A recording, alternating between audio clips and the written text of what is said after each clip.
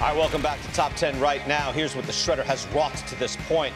10 through 3, Ryan Helsley, Jason Adam, Liam Hendricks, Andres Munoz, Ryan Presley, Yohan Duran, Evan Phillips, and then Devin Williams coming in at number 3, the top 2 await.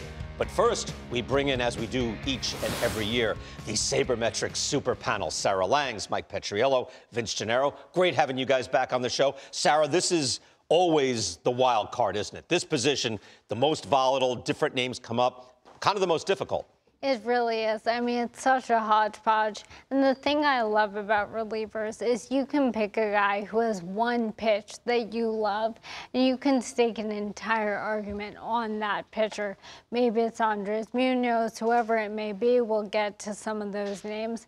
But I do like that because it's a really good time to sort of take a flyer on someone. Right. I thought this position more than most is, do you believe in that one meteoric season?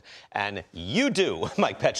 Give us your top 10. Well, listen, I think pretty much all of us agree. Diaz and Clase, number 1 and 2. Diaz, with 2 more outs, is going to have the highest strikeout rate in baseball history. I didn't think it would be so easy to pick a number 1 at this position, but it was. Like, this was no problem for me at all. And then I went with a bunch of throws 100 with a slider guys, you know, Duran, Munoz, Helsley. I think I'm the outlier here, and that I still believe in Josh Hader. And I think I'm going to disagree with the both of you on this because I don't think you have Josh Hader. I think you are overreacting to 2 bad months. This guy had 5 straight really good seasons, a consensus number 1 overall. Started the year, 19 scoreless outings. Ended the year, including the postseason, 1 run in 17 games. I'm not going to go nuts over a bad 2 months. There's no change in velocity, spin rate, any of it. I still believe in Josh Hader. And then you go Clay Holmes after Hader. Ryan Presley gets in. Pete Fairbanks. I think you're the only guy on Fairbanks, too. Oh, I'm definitely the only guy in Pete Fairbanks. And listen, I know this is probably a dangerous pick. I should have been safe. I should have gone with Raisel Iglesias, or, you know, you had Brian Abreu. I love that pick.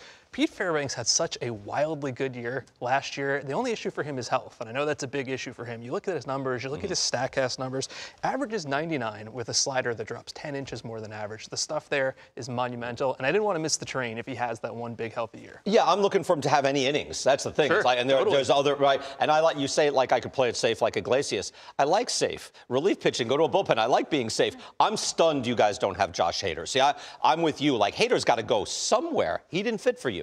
You know, with a 5.22 ERA, and I know ERA is not the be-all, end-all, obviously, for But he got relievers. blown up. He got blown up for a while. I know.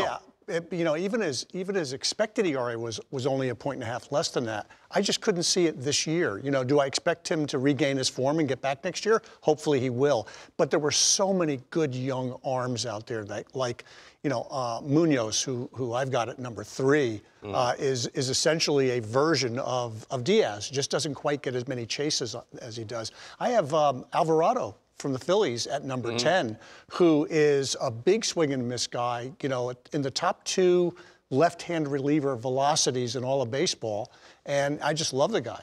Yeah, see, I think, but didn't he look, Hader looked the same by the end of the year. So once I see that, I'm like, all right, that was a bad stretch, but I'm not ranking his last year. I'm looking ahead to this year. Absolutely, but for me, it was really just what I said at the beginning. There's so many guys at this position. I wanted to get a chance to give love to someone like Evan Phillips, who, in addition to being a great story, had a really great year. If you look at the top expected batting averages allowed by all pitchers in baseball, he's within that top 10, top 15. That's looking at quality of contact, really important, especially out of the bullpen. So for me, it wasn't, oh, Hader is horrible, now he's nowhere nearby. He was on my list. I just wanted to get some other names in there. And you did. You got Brian Abreu, Camilo Duval. Here is where the just missed are very, very close. But that's the one, like, you looking for some certainty. You didn't have Ryan Presley in there. That surprised me. Like, you know, there's rare to find a consistent guy. It is, but, you know, for me, I honestly looked at that Astros bullpen, which had the lowest ERA of any bullpen in a single postseason, and I said, I'm going to pick one guy. So I was down to Presley and Abreu, and again, I wanted us to get a chance to talk about Abreu, how great he was, and maybe that's not the end-all, be-all, but that's how I saw it. I like that we have differences, though. We shouldn't have a conformity of thought. Isn't that right, Vince? Absolutely. Absolutely. We will occasionally. Thank you, guys.